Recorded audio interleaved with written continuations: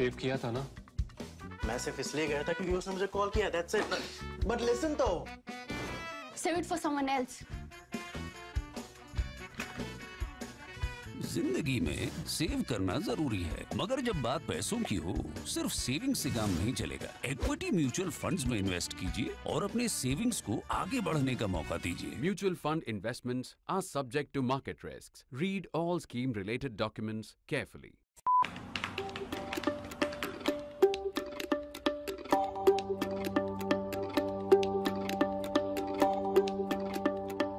What are the Chinese up to? Why is it that they are provoking Indian troops and thereby public opinion by activating almost the entire 3,488 kilometer line of actual control and yet managing the escalation ladder below the firing threshold?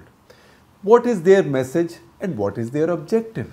They are not nuts. Finally, also, how are we responding to it? That's a question. These are questions and issues that we are debating and discussing in this week's National Interest. The question is not how we are responding militarily. That's a completely different issue. That isn't the question right now at all. India's armed forces are dealing with the situation adequately and effectively on the ground, as you might have seen in this video versus video war that's going on right now. This can't, however, be seen as a series of whimsical, sporadic fistfights or melees on a most lonely frontier. We need to understand what the Chinese are after. Chinese won't tell us, so we have to apply our minds and try to read theirs.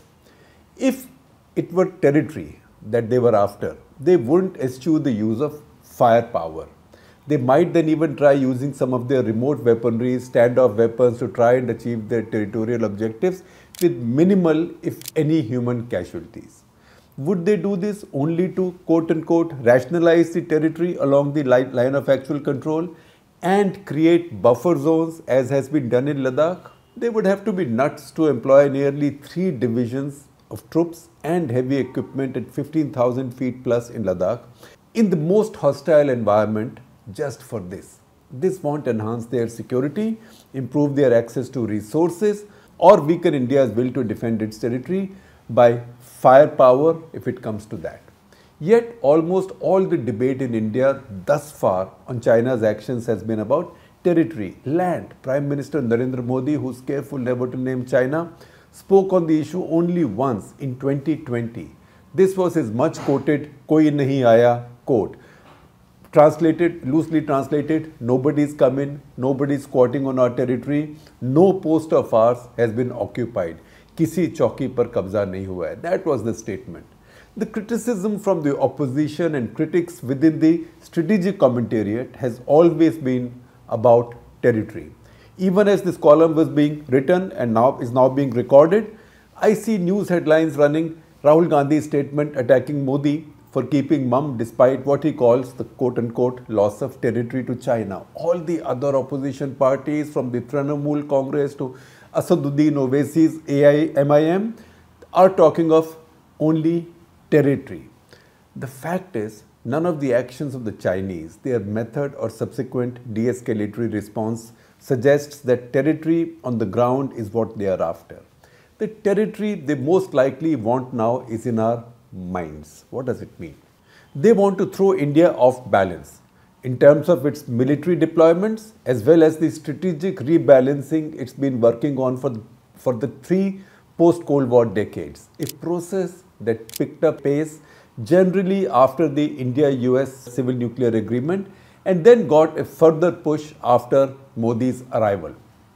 The Chinese are delivering multiple complex strategic and political messages to India.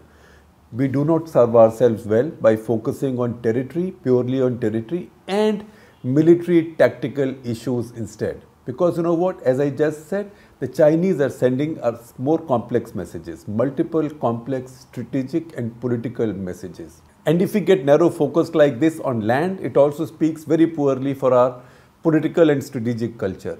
We need to explore this further, and here we go. The side that loses a war keeps refighting the same war over and over again through generations. In our popular imagination, we keep fighting the 1962 war over and over again, as if to reassure ourselves that we would do so much better now. Ab dobara se aa jao, come to the same places, we'll see you. The tough truth is that war was 60 years ago. There have been multiple revolutions in the world since then. Geopolitics has changed, the Cold War is over, China has changed, and for heaven's sake, India has changed. This is not the India of 1962.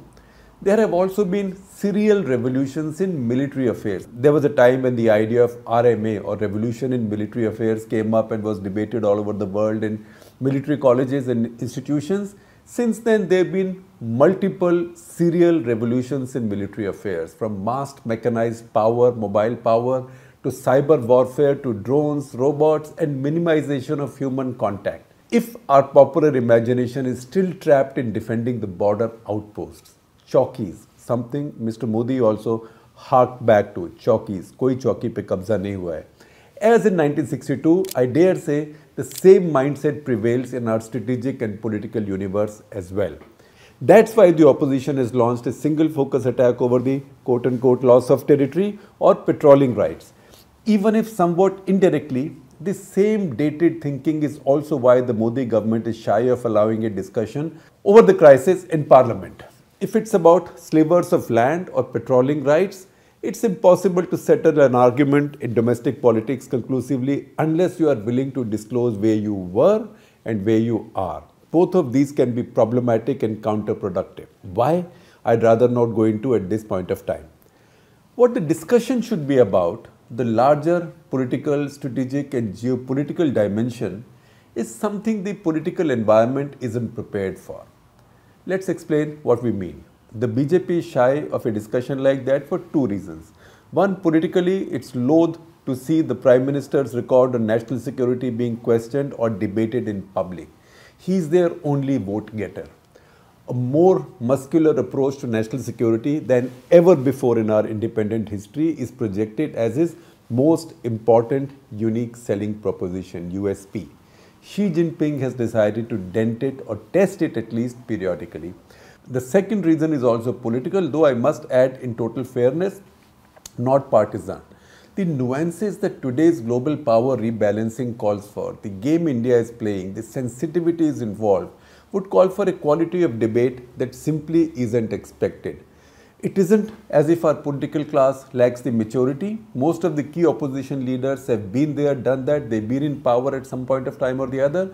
They understand national security and fast-changing global equations. It's just that there simply isn't enough trust between them and the ruling party. Now, that is one issue. The other issue also is that unlike, say, the American system or many other democracies, Indian Parliament also does not have a system where opposition parties could be taken in confidence in camera. So you could not even hold discrete hearings like that and share any facts with them, sensitive facts with them. In any case, if there is no trust, such things will not be possible. Never in the 8.5 years since a full majority government was sworn in under Narendra Modi has it taken the opposition into confidence even behind closed doors on sensitive issues of national security. This broken politics has become India's greatest strategic vulnerability because Xi Jinping can now play the political game in India. He can play with India's internal politics, something India cannot do in China. This breach in India's defenses is what the Chinese are targeting. They do not want any loss of life, definitely not on their side. The mutually fatal clash at Galwan, if anything, has been the biggest failure of their strategy vis-a-vis India in the past 2 years. See the pattern of their conduct. Every few months, they will do something to embarrass India, Narendra Modi personally, and confuse Indian strategists. The latest two provocations, one, the clash in the Tawang sector, and second, the cyber crippling of Indian state's most significant center of medical science, education and research, the All India Institute of Medical Sciences, have come just as exercise Yuddh Abhyas with the US has concluded.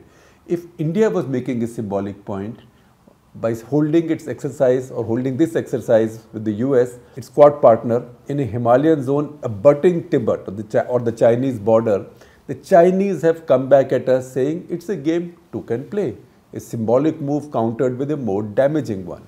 This pattern will continue. The Chinese aren't after territory. Their target is our national will, morale and the sense of autonomy India feels in making its strategic choices. They are attacking India and the Modi government at their weakest point. It's a strong government, but they found its weakest point. And that weakest point is our broken politics. It forces the government to not come clean to the people or parliament, and the more it feels compelled to stay mum, the more territory the Chinese get. Not in the wastes of Ladakh or Arunachal, high Arunachal, but in our political mainland.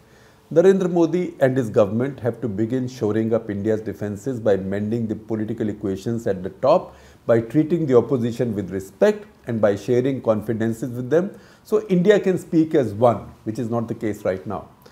If you read all of the most respected books on 1962, you will see that it was angry debates in parliament, condemnation and shaming that pushed Nehru into a war he knew he was going to lose. The critics shaming him weren't all from the opposition. Don't blame just the opposition. There were many from his own party, the Congress party, even in his cabinet.